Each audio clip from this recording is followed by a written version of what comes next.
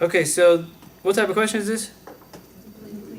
Complete the passage. So what do we have to do? Fill in the blank in your head. This question help and hurt?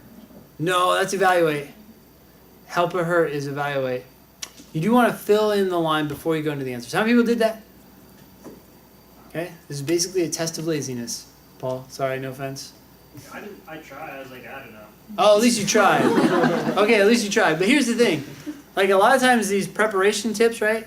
They test your laziness because if you try, or at least try to do them, then you're not being lazy. If you don't try, then it's just kind of like, let's just see what we got here, right? Sometimes we're mentally a little tired. But in any case, they have some really strong language here. No nation can survive unless many of its citizens attribute such rights and responsibilities to it. What kind of rights are we talking about? We're talking about moral rights, moral responsibilities, which in fact, what? Don't exist. Oh, okay. Right? Sorry, yeah. They in fact don't exist, right? The first few sentences say, these countries don't actually have moral rights and responsibilities. It's figments of our imagination. Has anyone read Sapiens? Okay, moving on. The book talks a lot about this. Then it says, 4, nothing else could prompt people to make the sacrifices national citizenship demands. In other words,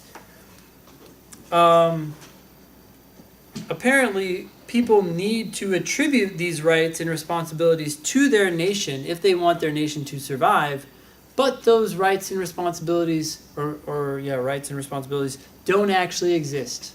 Are we cool with that? Obviously then, a nation. I filled in the blank exists in the mind of its citizens, but that led me to an incorrect answer. Wait, hold on. You said obviously that a nation exists in the minds of its... Yeah, the whole nation what flaw did you make? Is, You went from... I went from sufficient to necessary. It's sufficient to no. I was thinking you went from part to whole. They talked about rights and responsibilities. You talked about the nation as a whole. Right. Yeah. I tried to keep... So one thing about complete the passage questions is it's asking you for a conclusion, right? Do you guys remember what tends to be correct about the right answer? Or what tends to be true about the right answer? Narrow and correct. Narrow and incorrect. It just tends to be correct every time. It tends to be... Weak. You guys did this quiz earlier today, right? They tend to be weak because, does anyone know why? Because it has to be true. It's something that must be true. A conclusion, if it's going to be properly drawn on the basis of the evidence provided, is going to be something that must be true.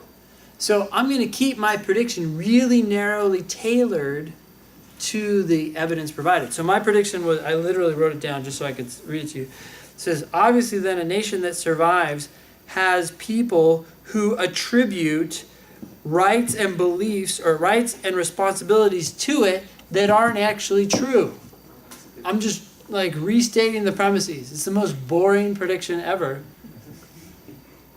But that's something that would be, quote, obvious.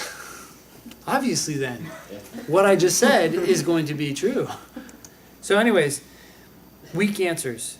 A, cannot continue to exist. So far so good? Yes. Yeah, that's like survive, right? Cannot continue to exist unless something other than the false belief.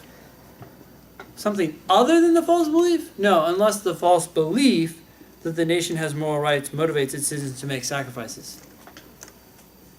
It's just the other in this answer choice. Otherwise, it would be correct. Okay, answer choice B, cannot survive unless many of its citizens have some beliefs that are literally false. Okay, it's a little strong, but that's actually what's happening here, right? Unless some of their citizens have beliefs that are false. So I keep that one open. Can never be a target of moral praise or blame. Comes out of nowhere, right? Praise or blame. So that's got to be wrong. Are you guys cool with that? This is like a must be true question, inference question. It is not worth the sacrifices that its citizens make on its behalf. Sorry, if you were tempted by this answer.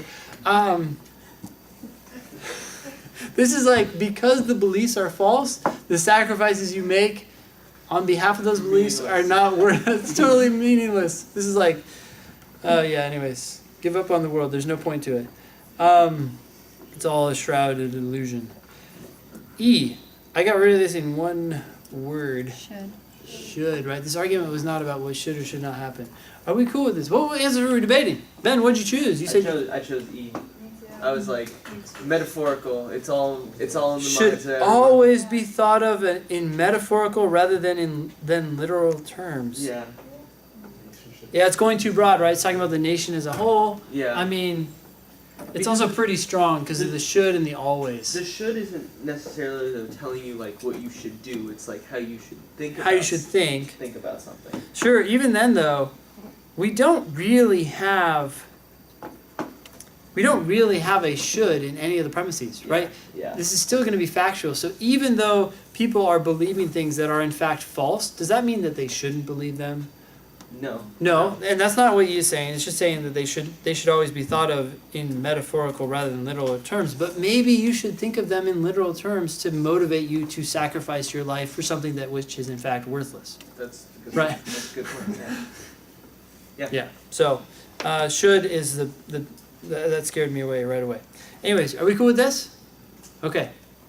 Please believe in America. Don't listen to what the LSAT says.